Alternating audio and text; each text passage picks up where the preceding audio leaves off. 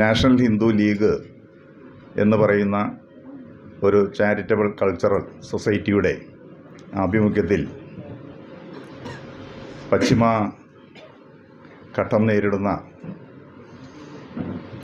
വെല്ലുവിളികളും വിശിഷ്യ മുല്ലപ്പെരിയാർ ഡാമിൻ്റെ ഭീഷണിക്കൊരു പരിഹാരവും എന്നുള്ള സബ്ജക്റ്റ് ബേസ് ചെയ്തുകൊണ്ടാണ് നമ്മൾ ഇന്നിവിടെ ഈ സെമിനാർ വിളിച്ചു കൂട്ടിയിട്ടുള്ളത് നടത്തുന്നത്. ഇതിൽ സ്വാമിജിയുമായി ആലോചിച്ചപ്പോൾ ശ്രീധരൻ സാറിനെ കിട്ടുകയാണെങ്കിൽ അതാണ് ഈ കാലഘട്ടത്തിൻ്റെ ആവശ്യം എന്ന് അദ്ദേഹം നമ്മളോട് നിർദ്ദേശിക്കുകയുണ്ടായി. അതനുസരിച്ച് സാറിനെ ബന്ധപ്പെടുകയും എല്ലാ അർത്ഥത്തിലും സന്തോഷത്തിലും സാറ് ഈ സെമിനാറിൽ പങ്കെടുക്കാമെന്ന് നമുക്ക് വാക്ക് തരികയും ചെയ്തു. അത് ഈ രാജ്യം ഉറ്റുനോക്കുന്ന ഒരു വിഷയമാണിത്. ശ്രീധരൻ സാറിൻ്റേതായിട്ടുള്ള അഭിപ്രായങ്ങൾ ഒന്നോ രണ്ടോ യൂട്യൂബ് ചാനലുകളിൽ അദ്ദേഹം അഭിപ്രായം പ്രകടിപ്പിച്ചിട്ടുണ്ട് എങ്കിൽ പോലും ആധികാരികമായി ഒരു പൊതുവേദിയിൽ അദ്ദേഹത്തിൻ്റെ അഭിപ്രായം കേൾക്കാൻ കേരള ജനത കാത്തിരിക്കുകയാണ്. ആ അവസരം നാഷണൽ ഹിന്ദു ലീഗിലൂടെ നമുക്ക് പ്രകടിപ്പിക്കാൻ കഴിയുന്നു എന്നുള്ളത് ഈ സൊസൈറ്റിയെ സംബന്ധിച്ചിടത്തോളം മഹാഭാഗ്യമായി ഞങ്ങൾ കരുതുന്നു. ഒപ്പം എല്ലാ നിർദ്ദേശങ്ങളും ഇതിൻ്റെ ഓരോ സ്റ്റെപ്പും മുന്നോട്ട് പോകേണ്ടത് എങ്ങനെയെന്ന് നമ്മൾ നിർദ്ദേശിച്ച് കൊണ്ടിരിക്കുന്ന ഈ പരിപാടിക്ക് വേണ്ട വിഷയം പോലും നമ്മളോട് പറഞ്ഞു തന്ന നമ്മുടെ മുഖ്യ കാര്യദർശകൻ ശ്രീമദ് സ്വാമിജിക്ക് അദ്ദേഹത്തെ ഉദ്ഘാടനം എന്നുള്ള പേരിൽ ഞാൻ ഈ വേദിയിലേക്ക് നിങ്ങളുടെ ഓരോരുത്തരുടെയും പേരിൽ സ്വാഗതം ചെയ്യുന്നു.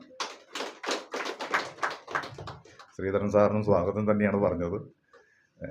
ഒപ്പം ഈ ചടങ്ങിൻ്റെ അധ്യക്ഷത വഹിക്കുന്ന നമുക്കെല്ലാം സുപരിചിതനായ മുൻ ചലച്ചിത്ര സംവിധായകൻ കൂടിയായിട്ടുള്ള, മുന്നല്ല നിലവിലും സംവിധായകൻ കൂടിയായിട്ടുള്ള ശ്രീ രാമസിംഹൻ അവറുകളെ അധ്യക്ഷൻ എന്ന പേരിലും നാഷണൽ ഹിന്ദു ലീഗ് പ്രസിഡന്റ് എന്ന നിലയിലും നമ്മൾ സ്വാഗതം പറയുന്നു. നമ്മുടെ ക്ഷണം സ്വീകരിച്ച ഈ വിഷയത്തിൽ ഇന്നിപ്പോൾ സംസ്ഥാനത്ത് പല സമരങ്ങളും പല പരിപാടികളും നടക്കുന്നുണ്ട്. അതിലെല്ലാം ആധികാരികമായി ഇടപെടുകയും സംസാരിക്കുകയും ബന്ധപ്പെട്ട വേദികളിൽ അഭിപ്രായം പറയുകയും പരാതികൾ നിവേദനങ്ങൾ കൊടുക്കുകയും ചെയ്തിട്ടുള്ള മുല്ലപ്പെരിയാർ ഏകോപന സമിതിയുടെ ജനറൽ സെക്രട്ടറിയാണ് അഡ്വക്കേറ്റ് KS പ്രകാശ്. അദ്ദേഹം ഇവിടെ എത്തിച്ചേർന്നിട്ടുണ്ട്. അദ്ദേഹത്തെയും നമുക്കെല്ലാവർക്കും വേണ്ടി അദ്ദേഹത്തെ ഈ വേദിയിലേക്ക് സ്വാഗതം ചെയ്യുന്നു.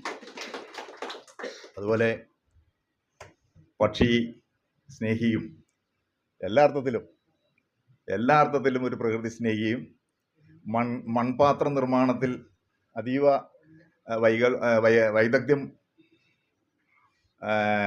സ്വായത്തമാക്കി ജന്മന കിട്ടിയതല്ല, സ്വായത്തമാക്കി അത് പ്രകടിപ്പിക്കുകയും നമ്മുടെ പ്രധാനമന്ത്രി മോദിജി മൻ കി ബാത്തിലൂടെ പ്രത്യേകം അഭിനന്ദനം അറിയിക്കുകയും ചെയ്ത ശ്രീമൻ നാരായൺജി അദ്ദേഹം ഇവിടെ എത്തിയിട്ടുണ്ട്. അദ്ദേഹത്തെയും നമ്മുടെ ഈ വേദിയിലേക്ക് എല്ലാവർക്കും വേണ്ടി സ്വാഗതം ചെയ്യും. ഇവിടെ പങ്കെടുത്തിട്ടുള്ള ഓരോരുത്തരും പ്രത്യേകം സ്വാഗതം. ഈ പരിപാടി വിജയിപ്പിക്കുന്നതിന് വേണ്ടി എത്തിയിട്ടുള്ള ഓരോരുത്തരെയും പേരെടുത്ത് പറയാൻ അറിയാം എങ്കിൽ പോലും എല്ലാവർക്കും സ്വാഗതം പറയുകയാണ്. വിശിഷ്യ ഈ പരിപാടി ജനങ്ങളിലേക്ക് എത്തിക്കാൻ മാധ്യമ സുഹൃത്തുക്കൾ നമ്മുടെ ക്ഷണം സ്വീകരിച്ച് ഇവിടെ എത്തിയിട്ടുണ്ട്. അവർക്ക് ഓരോരുത്തർക്കും പ്രത്യേകം സ്വാഗതം പറഞ്ഞുകൊണ്ട് ഞാൻ നിർത്തുന്നു. നന്ദി, നമസ്കാരം, ജയ് ഹിന്ദ്. എല്ലാവർക്കും നമസ്കാരം. ഇത്രയും വലിയവരുടെ മുന്നിൽ എനിക്ക് പറയാൻ അവസരം തന്ന എല്ലാവർക്കും ഭഗവാന്റെ നാമത്തിൽ ഞാൻ നന്ദി പറയാണ്. അപ്പോൾ മുല്ലപ്പെരിയാർ എന്ന് എഴുതിയാൽ കേരളത്തിലെ നമ്മൾ തലശ്ശേരിക്കാരുടെ ഒരു പ്രധാനമായിട്ടുള്ള വിചാരം ഉണ്ടെന്ന് വെച്ച് കഴിഞ്ഞാൽ അവിടെയൊക്കെ പൊട്ടിയിട്ട് പോകും, നമ്മൾ തലശ്ശേരിക്കാർക്ക് ഒന്നും വരില്ല എന്നാണ് പൊതുവേ തലശ്ശേരിയിലെ ആൾക്കാരുടെ ഒരു വിചാരം അങ്ങനെയാണ്. പക്ഷേങ്കിൽ ഇത് മൊത്തமாக നമ്മുടെ ഒരു കേരളത്തിൻ്റെ മുഖാഭാഗം പോകും എന്ന ഒരു ബോധം നമുക്ക് ആർക്കില്ല എന്നതാണ് നമ്മുടെ ഒരു പ്രധാന കഷ്ടം എന്ന് പറയുന്നത്. അപ്പോൾ അവർ തലശ്ശേരി കണ്ണൂർ മേഖലയിൽ അവരൊക്കെ പറയണത് മുല്ലപ്പെരിയാർ പൊട്ടിയാൽ അങ്ങനെയുള്ള സ്ഥലങ്ങളാണ് പോകുന്നത്, അപ്പോൾ നമുക്കൊന്നും ബാധിക്കില്ല, അവരെ മാത്രം ബാധിക്കുന്ന കാര്യമാണ്, അപ്പോൾ അവരത് എന്തെങ്കിലും ചെയ്യുന്നത് അവർ ചെയ്തോട്ടെ, അവരൊരു ജോക്കായിട്ടാണ് അത് കാണുന്നത്. പക്ഷേങ്കിൽ സത്യത്തിൽ കടലിൻ്റെ അടുത്തിരിക്കുന്ന നമ്മളും കൂടെ ഭയക്കേണ്ട ഒരു കാര്യമാണ് എന്ന് ഇവർക്ക് ആർക്കും എന്താ പറയുക ഒരു ബോധം ഉണ്ടാവണില്ല. അതെന്ത് അവരുടെ സ്വാർത്ഥതയാണോ എന്താ പറയുക അല്ല അതിനെപ്പറ്റി വിവേകമില്ലായ്മയാണോ ഒന്നും അറിയത്തില്ല. എങ്കിലും ഇത് വലിയൊരു വാട്ടർ ബോംബാണ്, കേരളത്തെ വിഴുങ്ങുന്ന ഒരു വലിയ വാട്ടർ ബോംബാണ് എന്ന കാര്യം എല്ലാവരും മനസ്സിലാക്കണം. കാരണം പ്രകൃതി എന്ന് പറഞ്ഞു കഴിഞ്ഞാൽ അതിനെ നമുക്ക് നമ്മുടെ എല്ലാ ആചാര്യന്മാരും മാതാ എന്ന് പറഞ്ഞിട്ടാണ് പ്രകൃതിയെ നമ്മൾ ഓരോ ആചാരങ്ങളിലും ഒക്കെ നമ്മൾ പ്രകൃതിയെ നമ്മൾ ബഹുമാനിക്കുന്നുണ്ട്, റെസ്പെക്റ്റ് ചെയ്യുന്നുണ്ട് അല്ലേ. പക്ഷേങ്കിൽ ആൾക്കാർക്ക് എന്താ പറയുക സ്വാർത്ഥത, അത്യാഗ്രഹം, ഇതൊക്കെ മനുഷ്യനെങ്ങനെ കയറി കയറി കയറി ആ പ്രകൃതി മാതാവിൻ്റെ ചൂഷണം ചെയ്ത് അവളെ ശ്വാസം മുട്ടിച്ച് അവളെ ശ്വസിക്കാൻ പോലും പറ്റാത്തൊരവസ്ഥയായി മാറി. ഞങ്ങളുടെ അവിടെ കൊട്ടിയൂർ അമ്പലം ഉണ്ടല്ലോ, കൊട്ടിയൂർ അമ്പലത്തിൻ്റെ അവിടെയൊക്കെ ഞാൻ കുഞ്ഞിൽ പോകുമ്പോൾ അവിടെ ഒക്കെ മരങ്ങളായിരുന്നു, വലിയ വലിയ മരങ്ങൾ, ഭയങ്കര തണുപ്പൊക്കെ ആയിരുന്നു. ഇപ്പോൾ ആ ഏരിയയിൽ പോകുമ്പോൾ ആ ഏരിയയിലെ ഒരു ഭാഗം മൊത്തം വെട്ടിയിട്ട് നല്ല നല്ല നിബിഡമായ വനം വെട്ടിയിട്ട് അവിടെയൊക്കെ തേക്കിൻ്റെ ചെടികൾ വെച്ചിരിക്കുകയാണ്. അപ്പം ഞാൻ കാർ നിർത്തിയിട്ട് എൻ്റെ ബ്രദറോട് ചോദിച്ചു, അല്ല ഇവിടുത്തെ മരങ്ങളൊക്കെ പോയി? അപ്പോൾ അവൻ പറഞ്ഞു ഇതാണ് പുരോഗമനം. പക്ഷെ പുരോഗമനം എന്ന് പറഞ്ഞു കഴിഞ്ഞാൽ ഉള്ള മരത്തെ വെട്ടിയിട്ടല്ല, നമ്മുടെ ആ ജൈവ സമ്പത്ത് നമുക്ക് സംരക്ഷിക്കണം. നമ്മുടെ അവിടെയൊക്കെ ഒരുപാട് കാടുകളുണ്ടായി. നമ്മുടെ അവിടെ തലശ്ശേരിയൊക്കെ വന്ന സ്ഥലങ്ങൾ അറിയാം നിങ്ങൾക്ക്. അവിടെ ആ കൊട്ടിയൂർ ഭാഗങ്ങളിലെല്ലാം ഒരുപാട് വള്ളിക്കാടുകൾ, അങ്ങനെയുള്ള കാടുകളൊക്കെ ഉണ്ട്. ഇപ്പം നോക്കുമ്പോൾ എല്ലാ കാടും നാഗങ്ങളും ഇപ്പോൾ എനിക്കൊരു സംശയമാണ്, എൻ്റെ വിവരമില്ലായ്മയൊന്നും അറിയില്ല, ഈ നാഗങ്ങൾക്കൊക്കെ വേഗം വള്ളിക്കാടുകളൊക്കെ വേണ്ടേ? അതുങ്ങൾക്ക് വെയിൽ കൊള്ളൂലേ? ഈ നാഗത്തിൻ്റെ കോട്ടകളൊക്കെ വെട്ടിയിട്ട് അവിടെ മൊത്തം മരങ്ങളേ ഇല്ല, വെറുതെ ആ മരങ്ങൾ മൊത്തം വെട്ടിയിട്ട് ഇതിനൊന്നും ആര് വെട്ടാൻ വരുന്നതോ ഒന്നും അറിയത്തില്ല. അപ്പോൾ നിങ്ങൾ ആലോചിക്കുക, ആ ഒരു ഏരിയയൊക്കെ ഭയങ്കര തണുപ്പുള്ള സ്ഥലങ്ങളായിരുന്നു. ഇപ്പോൾ ആ കൊട്ടിയൂർ അമ്പലത്തിൽ പോകുന്ന നെടുമ്പൊയിൽ ആ ഒരു ഭാഗങ്ങളിലൊക്കെ ഭയങ്കര ചൂടാണ്. അപ്പോൾ ഇനി എൻ്റെ ജനറേഷൻ കഴിഞ്ഞ് ഇപ്പം കുഞ്ഞു മക്കൾ പൊടിച്ചു വരുന്നില്ലേ, അവർക്കൊക്കെ ഇനിയിപ്പോൾ കാണാൻ മരങ്ങൾ ഉണ്ടാവുമോ എന്ന് പോലും നമുക്ക് സംശയമായിട്ട് വരികയാണ്. സാധാരണ അമ്പലങ്ങളിൽ ആൾ പോവുക ആ ഒരു അമ്പലത്തിൻ്റെ മുറ്റങ്ങളിൽ നടക്കാനും ആ ഒരു പുല്ലിൻ്റെ അകത്ത് നടക്കാനും ഒക്കെ ആളുകൾക്ക് ഇഷ്ടമാണല്ലേ. ഇപ്പോഴുള്ള അമ്പലങ്ങൾ എന്താണോ ആ പുല്ല് മൊത്തം വെട്ടിയിട്ട് സിമെൻറ്റിൻ്റെ കോൺക്രീറ്റ് ആക്കി മാറ്റുകയാണ്. നമുക്ക് നടക്കുമ്പോൾ കാല് പൊള്ളുന്നേ. നമ്മളിപ്പോൾ ഉച്ചക്കൊക്കെ പൂജയ്ക്ക് പോകുമ്പോൾ എല്ലാവരും ഇങ്ങനെ ചാടിച്ചോണ്ടാണ് പോകുന്നത്. എൻ്റെയൊക്കെ കുഞ്ഞിൽ ഞങ്ങൾ അമ്പലത്തിൽ പോകുമ്പോൾ അതിൽ കളിക്കാൻ പിള്ളേർ അതിലിങ്ങനെ പലതരം എന്താ പറയുക പ്രാണികൾ, ബട്ടർഫ്ലൈ, തുമ്പികൾ, അതൊക്കെ അവിടെ ഉണ്ടാവും. ആ കാണുമ്പോൾ ആ ഒരു മഞ്ഞ പിസ്ത കളറിൽ പലതരം ബട്ടർഫ്ലൈകൾ ഇതൊക്കെ ഉണ്ടാവില്ലേ.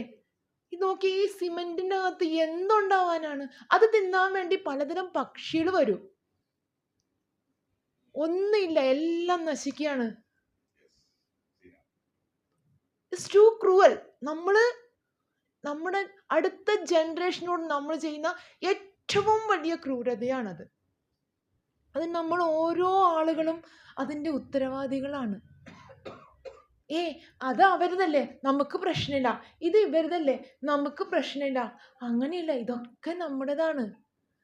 അപ്പം നമ്മുടെ ഒരു മരമൊക്കെ വെക്കുമ്പോൾ നമ്മുടെ ആൾക്കാർ പറയണേ നമുക്ക് വേണ്ടിയല്ല, നമ്മുടെ തലമുറയ്ക്ക് വേണ്ടിയാണ് മരം വെക്കണമെന്ന് പറയും.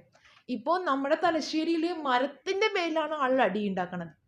മരത്തിൻ്റെ ഇല താഴെ വീണാൽ അടിക്കാൻ ആളുകൾക്ക് പറ്റണില്ല. അതുകൊണ്ട് അടുത്ത വീട്ടുകാരോട് ശണ്ട ഉണ്ടാക്കിയിട്ട് ആ മരം ഓരോന്ന് വെട്ടി പോവുകയാണ്. നമ്മുടെ നാട്ടിലൊക്കെ പണ്ട് ഒരു കുഞ്ഞു ഉണ്ണിമാങ്ങ ഉണ്ടായിരുന്നു, നിങ്ങൾ കഴിച്ചോന്നറിയില്ല. അതിൻ്റെ ഫലങ്ങൾ പോലും നമ്മുടെ ഇപ്പോഴത്തെ ന്യൂ ജനറേഷൻ ഉണ്ടാവില്ല. അപ്പോൾ ഇത്രയും കാര്യം പറഞ്ഞിട്ട് ഞാൻ ഇവിടെ നിർത്തുകയാണ്. എല്ലാവർക്കും നന്ദി. ബഹുമാന്യ ആരാധ്യരായ വ്യക്തിത്വങ്ങളെ, സദസ്സിലെ എൻ്റെ സഹപ്രവർത്തകരെ, ഇന്നൊരു ചരിത്ര മുഹൂർത്തമാണ് യഥാർത്ഥത്തിൽ.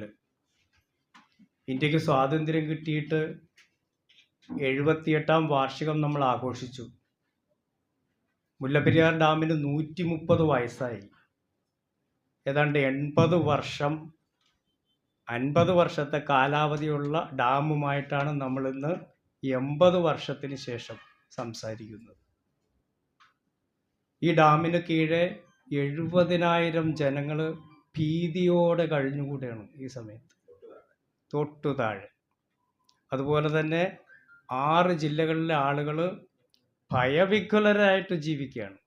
6 ജില്ല എന്ന് പറഞ്ഞാൽ എറണാകുളം, ഇടുക്കി, കോട്ടയം, പത്തനംതിട്ട, ആലപ്പുഴ, തൃശ്ശൂർ. ഇത് ചെറുതല്ല. ഇത് ചരിത്ര മുഹൂർത്തം എന്ന് ഞാൻ പറയാൻ കാരണം, ഇന്നുവരെ കേരളത്തിൽ ഒരു പരിഹാര മാർഗം നിർദ്ദേശിച്ചിട്ടില്ല ആരും. ആ ഒരു പരിഹാര മാർഗം ലോകം ഉറ്റുനോക്കുന്ന, നമ്മളെല്ലാം ആരാധിക്കുന്ന ഇന്ത്യയുടെ ടെക്നോക്രാറ്റായിട്ടുള്ള ഈ ശ്രീധരൻ സാർ ഈ വേദിയിൽ പറഞ്ഞിട്ടുണ്ടെങ്കിൽ നമ്മൾ കൂട്ടായിട്ട് നിന്നത് നടപ്പിലാക്കാൻ വേണ്ടുന്ന പ്രവർത്തനത്തിലേക്ക് നാഷണൽ ഹിന്ദു ലീഗ് അടക്കമുള്ള എല്ലാ സംഘടനകളെയും കൂട്ടിച്ചേർത്തുകൊണ്ട് നമ്മളിത് നടപ്പിലാക്കും. കേരള സർക്കാരിലും കേന്ദ്ര സർക്കാരിലും തമിഴ്നാട് സർക്കാർ സഹകരിച്ചാലും ഇല്ലെങ്കിലും ഇക്കാര്യം നടപ്പിലാക്കാൻ നമ്മൾ പ്രതിജ്ഞാബദ്ധരാണ്. കാരണം ജനങ്ങളുടെ ജീവനാണ്, സുരക്ഷയാണ് ഏറ്റവും വലുത്. തമിഴ്നാടിന് വെള്ളം കൊടുക്കണം, തമിഴ്നാടിന് ജലവും കേരളത്തിന് സുരക്ഷയും എന്നുള്ളതാണ് നമ്മുടെ മുദ്രാവാക്യം. അതിലൊരു മാറ്റവുമില്ല. ഇവിടെ സാർ പറഞ്ഞ പോലെ തന്നെ കൃത്യമായിട്ട് സുപ്രീം കോടതി പറഞ്ഞു വെച്ചിട്ടുണ്ട്. അദ്ദേഹം പറഞ്ഞ ടണൽ സിദ്ധാന്തം ഏതാണ്ട് 24 വർഷമായിട്ട് അത് ചർച്ചയാണെങ്കിലും ആരും പറയാൻ തയ്യാറായിട്ടില്ല. മുല്ലപ്പെരിയാർ ഏകോപന സമിതിയുടെ ജനറൽ സെക്രട്ടറിയാണ് ഞാൻ. 33 സംഘടനകൾ 18 വർഷമായിട്ട് അങ്ങും ഇങ്ങും പറഞ്ഞും അല്ലാതെ ഇതിനൊരു പരിഹാരം ഉണ്ടായിട്ടില്ല. ഈ പരിഹാരം ഈ വേദിയിൽ ഉണ്ടായെങ്കിൽ അത് നമുക്ക് പ്രാവർത്തികമാക്കണമെന്ന് മാത്രം പറഞ്ഞുകൊണ്ട് എല്ലാവരുടെ സഹകരണം ഉണ്ടാവുന്നുള്ള പ്രതീക്ഷയോടുകൂടി അതിനാവശ്യമായിട്ടുള്ള മുഴുവൻ ഡാറ്റകളും നമ്മളുടെ കയ്യിലുണ്ട്. അത് അദ്ദേഹത്തെ ഏൽപ്പിക്കും. അദ്ദേഹത്തിൻ്റെ വീട്ടിൽ പോയിരുന്നത് ചർച്ച ചെയ്ത് അതിനാവശ്യമായിട്ടുള്ള ഒരു പ്രോജക്റ്റ് തയ്യാറാക്കുന്ന എല്ലാ കാര്യങ്ങളിലും സഹകരിക്കുമെന്ന് മാത്രം പറഞ്ഞുകൊണ്ട് നിർത്തുന്നു. നന്ദി, നമസ്കാരം. ഗുരുക്കന്മാർക്കും മറ്റുള്ള എല്ലാ സഹൃദയർക്കും ഹൃദയപ്രണാമം. ഹന്തഭാഗ്യം ജനാനാം എന്ന് മാത്രമാണ് ഇതിനെപ്പറ്റി പറയാനുള്ളത്. നമ്മൾ വളരെ ഭയവിഹ്വലരായി കഴിഞ്ഞുകൂടുന്ന ഈ സന്ദർഭത്തിൽ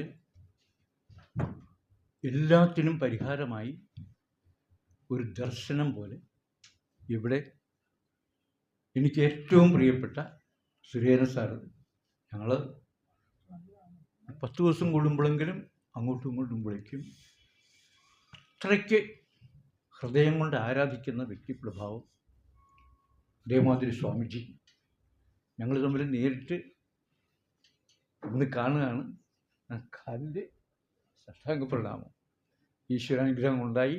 ഇത് എന്ന് പറഞ്ഞാൽ ഈ ഭൗതിക ഡാം നമ്മുടെ ആത്മീയ ആചാര്യ സ്ഥാനത്ത് നിന്ന് നിർദ്ദേശം സ്വീകരിച്ചുകൊണ്ട് നമ്മുടെ എല്ലാമായ ശ്രീധരൻ സാറ് അതിന് പരിഹാരം തന്നിരിക്കുകയാണ്. പ്രായോഗികമായ അവസ്ഥയിലേക്ക് ഇതെത്താനുള്ള എല്ലാ ആർജവും ഊർജവും ജഗദീശ്വരൻ നമുക്ക് നൽകട്ടെ. എല്ലാവർക്കും മംഗളം ഭവിക്കട്ടെ. ലോക സമസ്ത സുഖിനോ ഭവന്തു. നമസ്കാരം. അപ്പോൾ എൻ്റെ കർത്തവ്യം നന്ദി പറയുക എന്നുള്ളതാണ്. അപ്പോൾ കാര്യങ്ങളൊക്കെ എല്ലാവരോടും സംസാരിച്ചു കഴിഞ്ഞാണ്. അതുകൊണ്ട് ഞാൻ നന്ദിയിലേക്ക്, എൻ്റെ കർത്തവ്യത്തിലേക്ക് കടക്കുകയാണ്. അപ്പം നമ്മുടെ സെമിനാർ, നമ്മുടെ ഇവിടെ അധ്യക്ഷനായിരുന്ന ബഹുമാനപ്പെട്ട ശ്രീ രാമസിംഹൻ അവർകൾക്കും അതുപോലെ നമ്മുടെ ഇവിടെ സെമിനാർ ഉദ്ഘാടനം ചെയ്ത സംബോധിതനായ ശ്രീമദ് ചിദാനന്ദപുരി സ്വാമി അവർകൾക്കും നമ്മുടെ മുഖ്യ പ്രഭാഷണം നടത്തിയ നമ്മുടെ ആരാധ്യനായ പത്മശ്രീ ശ്രീ ഈതരൻ സർ അവർകൾക്കും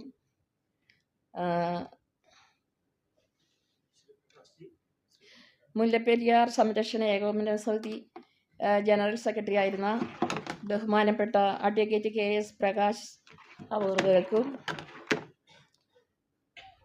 അതുപോലെ പ്രകൃതി പരിസ്ഥിതി സംരക്ഷണ പ്രവർത്തകൻ ബഹുമാനപ്പെട്ട ശ്രീമൻ നാരായണൻ സാർ അവർകൾക്കും ഇവർക്കെല്ലാം അതുപോലെ NHLൻ്റെ നാഷണൽ ഹിന്ദു ലീഗിൻ്റെ ജനറൽ സെക്രട്ടറിയായ M നന്ദകുമാർ അവർകൾക്കും ഞാൻ ഓരോരുത്തർക്കും എൻ്റെ നാഷണൽ ഹിന്ദു ലീഗിൻ്റെ പേരിലും എൻ്റെ പേരിലും ഞാൻ നന്ദി രേഖപ്പെടുത്തിക്കൊള്ളുന്നു. അതുപോലെ സഹോദരി സഹോദരന്മാർക്കും ഇവിടെ എത്തിച്ചേർന്ന മറ്റ് എല്ലാവർക്കും ഞാൻ ഒറ്റവാക്കിൽ നന്ദി രേഖപ്പെടുത്തുന്നു. അതുപോലെ നമ്മുടെ മാധ്യമ പ്രവർത്തകർ നന്ദി ഞാൻ രേഖപ്പെടുത്തിക്കൊണ്ട് എല്ലാവർക്കും ഒരിക്കൽ കൂടി ഒറ്റവാക്കിൽ നന്ദി രേഖപ്പെടുത്തിക്കൊണ്ട് ഞാൻ എൻ്റെ സംഭാഷണം നിർത്തുന്നു. നന്ദി, നമസ്കാരം.